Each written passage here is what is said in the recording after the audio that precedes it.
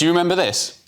It is my pleasure to bring from His Majesty the King a letter. He sends his best wishes and his regards, of course, but he also asked me to bear this letter and bring it to you.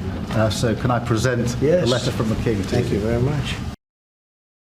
Oh, that was nice, wasn't it? Nice moment. But the truth is, I think our political leaders have a severe case of Trump Derangement Syndrome. Last week, we welcomed Emmanuel Macron to Britain with a 3-day state visit that included a bells and whistles carriage ride through Windsor and, importantly, an address to Parliament.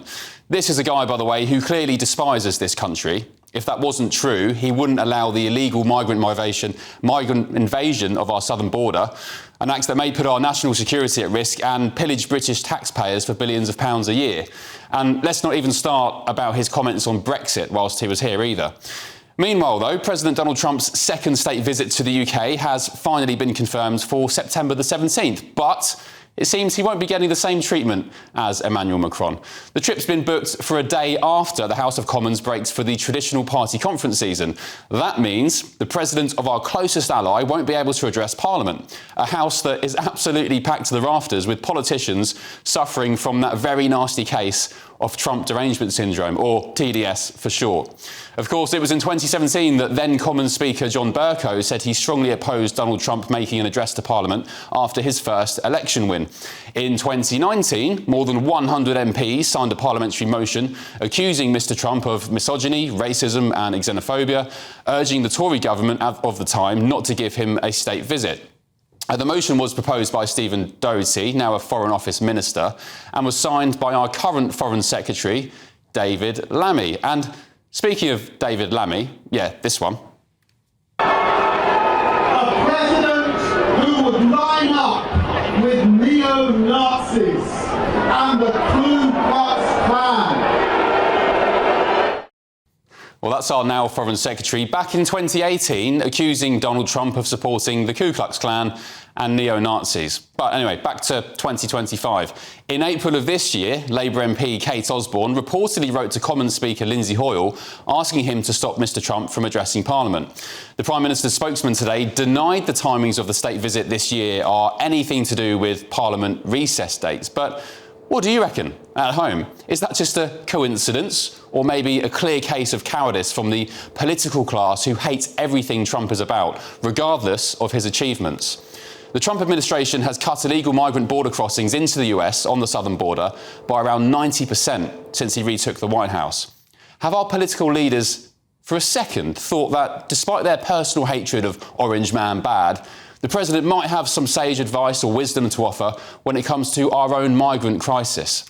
Maybe they're scared Donald Trump might deal with them in the same way he dealt with the sulking Democrats in the US.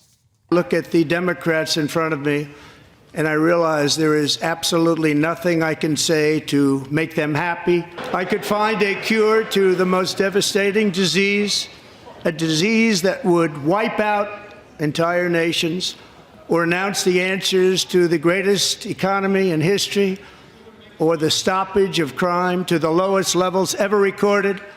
And these people sitting right here will not clap, will not stand, and certainly will not cheer for these astronomical achievements. They won't do it, no matter what. Do you want to save a boatload of cash this summer, wherever you have a trip planned? The one thing you're going to need is access to the internet and on the go. And you can do that easily with Saily. Hit the link in the description to get 15% off your first eSIM plan ready for your trip so you can browse to your heart's content.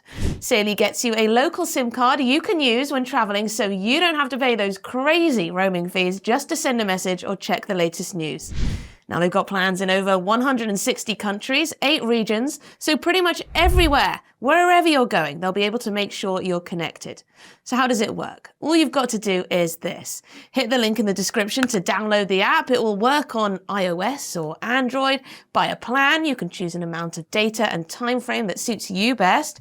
And then just install the eSIM on your phone. When you land at your holiday destination, you can activate your plan instantly. And if that wasn't enough, Saily eSIMs only ever have to be installed once. So when you go on your next trip, you just buy a plan for a new country, turn that eSIM back on, and boom, you're back watching me on GB News. I'll be using a Saily SIM on my next holiday because it's actually faster than some of the hotel Wi-Fis. You can get unlimited data if you want, so you can scroll away to your heart's content.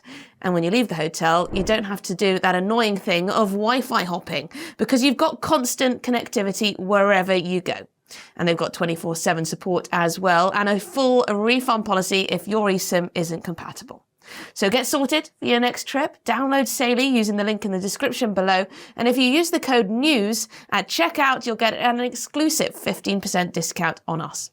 So click the link, download Saily, and use the code NEWS at checkout. All right, let's get the thoughts now of tonight's panel. Daily Express columnist Carol Malone, the Reform Party member and former MP Sir Jake Berry, and the Labour leader of Basildon Council in Essex, making his debut on the panel tonight, Gavin Callaghan. Welcome along, panel. Good evening to you. Hello. Good evening. Carol, do our politicians suffer from a nasty case of Trump derangement syndrome? Oh, my, absolutely, yeah. And this is a stitch-up, you know. This has been arranged absolutely to stop him speaking in Parliament. You know, we give, as you just described it, a bells and whistles state visit to Macron, a man who was an enemy of this country, a man who during Brexit did his very best to destroy this country, and who even when he was here drinking our wine and taking our hospitality and being driven through the streets was still bollocking this country for what happened over Brexit. So which is the point. But you know what? Reagan was allowed to address Parliament, Obama was. And so was, interestingly, in 2015. What's the Chinese president called? Xi Jinping.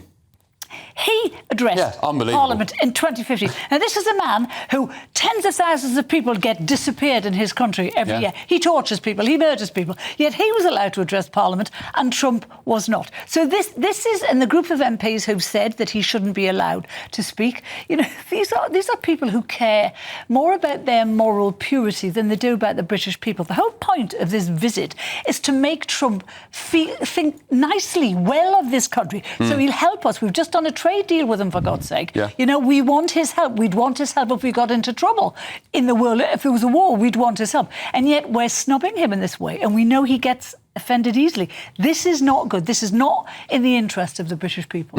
So, Jake Berry, what is the issue with our politicians, not just this side of the pond, but America as well, willing to harm their own nation out of just the pure hatred of Donald Trump? Well, this just shows how juvenile and irrelevant the UK Parliament has become. They should be desperate as members of Parliament, and I was there. I'm in the Reform Party now, but I was there for 14 years as a Conservative. Have you met Trump? No, I never have. But they should be desperate for Parliament to have the opportunity to meet with President Trump, because if they have concerns about him, they should want to meet him and put those concerns to him face to face. This is, you know, Parliament virtue signalling, making itself actually irrelevant. President Trump, he'll be annoyed. I don't think he'll genuinely care that he doesn't meet a massive load of Labour MPs who are going to shout from the river to the sea or Gaza or whatever they're going to shout at him. But it is really a national humiliation for us. And also, it's the lunacy of this politics at the moment. It's a very dangerous world. You know, President Putin has created a war in Europe. We have massive unrest in the Middle East, which could threaten, you know, Europe and beyond. And President Trump is head of a nation, one of our longest-serving allies, certainly our strongest ally, the strong man of the world. And we should be standing together with them. They share our values. And where Parliament's gone wrong is they've been determined to align themselves with Gaza and Hamas. These people do not share our values. You know, work with people, support people who share your values. That is the responsible thing for any government to do. This is irresponsible and ridiculous. Do you believe, just very quickly before I go to Gavin, do you believe Downing Street tonight when they say absolutely nothing to do with recess, not timed at all, just a massive coincidence? Look, I think if Downing Street told me it was raining at the moment, I'd look out the window to make sure. And if it is nothing to do with those parliamentary dates, recall Parliament for the day. That's what Farage they sat on Sunday. They sat on a Saturday to quote-unquote save British Steel, which they didn't actually do.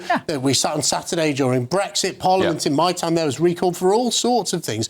Recall Parliament for the day. Give the man the honour of addressing a 1,000-year-old Parliament and do it not for yourself, but for Britain. He didn't the first time around, by the way. So this is his Bercow who blocked him the first time. His second state visit, and he is still yet to address Parliament. But the reason Bercow blocked him is, I think your viewers will be really interested in this, because actually it's very pertinent to the current debate, is Bercow relied on a precedent that said that presidents should not address the UK Parliament in their first term. Of course, he did actually breach it with President Obama. Yeah. So the idea, as President Trump was told, you can't come and talk to Parliament because you're in your first term. Come back, you're in your second term, and we do the snub all over again. It's a disgrace. And I'll just say, St. Barack Obama, the US president who dropped more bombs on the Middle East than any other president combined, but people still think he's some sort of like holier-than-thou president. Gavin, welcome to the show, welcome to the panel. You've been sitting there patiently. Good to be here. Would you, in the interest of supporting the nation, would you back Nigel Farage's call tonight for Parliament to be recalled so President Trump can give an address? Listen, I think Jake's just said something there which I do agree with, which is that there's a lot of really important issues going on in the world that we've got to talk about and discuss with the American president. As far as I am aware, in order to get an address to Parliament, the head of state that's visiting has to ask for it. I'm not sure whether or not that has happened and whether the Americans actually have made that request, but that's something that I'm sure would have been considered. But if President Trump, should Parliament be recalled? Well, then you've got a situation of is it justifiable to have a massive amount of expense on recalling MPs from different parts of the world coming back over into the UK? Parliament's sitting literally the day before. Well, so I'd be amazed if they had to come back from very far away. They could just not go home that evening and come in the next day. Well, you say that, but you know that your colleagues may well be off on holidays or the rest of Not every MP has to go. It's every member of the House of Commons can go. Every member of the House of Lords can go. It's not every MP who goes by any My means. personal view on all of this is that President Trump has done very well out of the British monarchy. He is the first modern head of state to get a second state visit. The King will be welcoming him to Windsor. He will have the opportunity to meet with the government, to meet with but do you think he should address Parliament? I don't think it's that big a deal, to be perfectly honest, and I don't think that President Trump. Okay, but if he wanted to address Parliament, if he wanted to address Parliament, suggest then that Parliament? I personally have no issue at all if he wants to come in and talk to MPs and peers. Why?